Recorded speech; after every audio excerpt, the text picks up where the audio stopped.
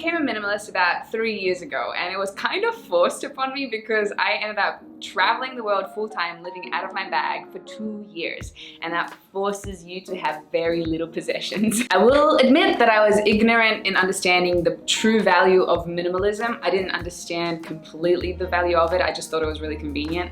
However, I recently read Marie Kondo's The Life-Changing Magic of Tidying, and it has completely changed my outlook on my entire life. The main premise of the KonMari method is that you should have only things in your possessions that spark joy. She is so cute, by the way. I love her. And even though I have minimal things, since I got a house in Australia, I've started to slowly fill it up with a few things because I guess that's what happens when you have more space rather than just a bag to live out of. However, I started feeling this strange dissatisfaction and heaviness in my life, and I couldn't quite work out what that was until this book clarified everything for me. For example, the clothes that I wear, they should make me feel freaking amazing. It's to celebrate this body that I have, this miracle of a meat suit that I love, and I want to celebrate it. So my clothes should be comfortable. Everything in my closet should kind of just slip on and be made almost for me. But I admit that finding clothing pieces like this can be like a lifelong journey. It's like almost like an art collector's journey. But once you stumble across this collection and you look at your closet and everything in there sparks joy, ooh, the feels from that. Okay, so here are all the clothes that I have. Now it's time to split them into piles of what sparks joy and what doesn't spark joy. I'm super excited to do this. I've wanted to do this ever since I read the book and finished it last week, but I've been holding off so I could do it for this video. I'm so excited to minimize this junk that I have. Let's see what's up. Definitely not joy. Joy! Nope. Oh. Nope.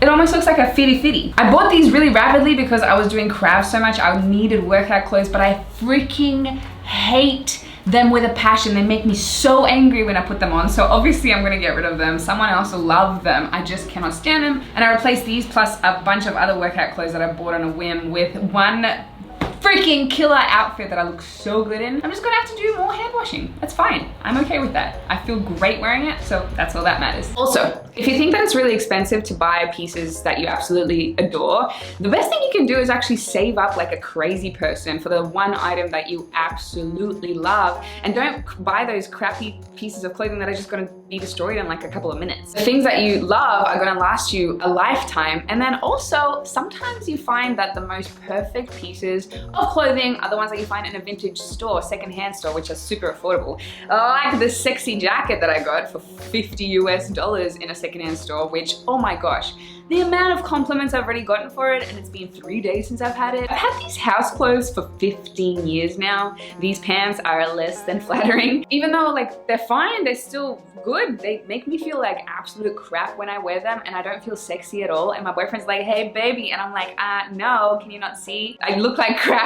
Really taking on this KonMari method, I've decided to replace all the things that make me feel horrible. So I found this stylish as hell things. They're not actually pajamas, but I've made them into pajamas. So all my old clothes are going to be donated appropriately, of course, to someone that hopefully loves them more than me. The rest of my house is basically filled with things I love, as I started from scratch and luckily filled my space with everything I adore. If you have things in your house that are super outdated, maybe just slowly one by one start replacing them with things you absolutely adore. But the key is don't hoard, replace. So once you get something that you love, get rid of the other one. That's how this thing works. And you will end up with a lot less items. This is where the minimalist aspect comes in, because there's only a few certain things that you can love so much. If you have excessive amount of things, you'll forget what you have and you won't be able to love it because you forgot it exists. Alternatively, you can also upcycle your possessions, such as these crates, for example, that I have. I almost love them, but they're a little bit too light, so me and Leon are going to be staining them so they're darker and they suit my mood of being a dark badass.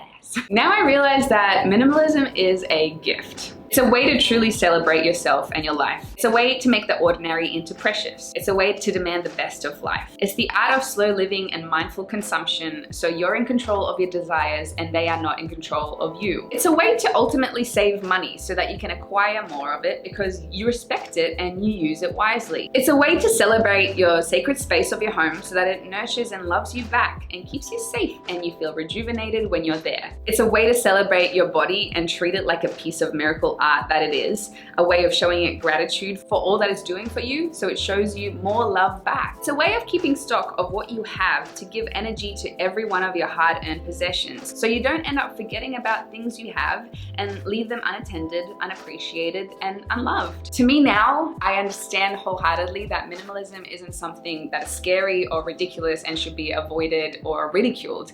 It's actually the basis of creating a beautiful life for yourself. There is a boatload of information on minimalism that I have right now for you. So to make it a lot easier for you, so you don't have to scrummage through my channel, I'm gonna put it all in one source, and it's gonna be under this link right here. For those interested, I'm gonna show you how I put all my information up on my website to make it beautiful and easy to navigate through, all done on Squarespace. Whether you need a domain, website, or online store, make it with a Squarespace. I have been a very happy customer of Squarespace for years now, even before they sponsored this channel. Not only do they have beautiful designer templates, they are also an all-in-one platform. There is nothing to install, patch, or upgrade ever. Alongside award-winning 24/7 customer service, it has never been easier to keep track of your worldwide adventures and your photography. Check out squarespace.com for your free trial, and when you are ready to launch, go to squarespace.com/Sorel to save 10% off your first purchase of a domain or website. Thank you. The website setup was about 20 minutes. Here's my Instagram and Twitter if you would like to see more.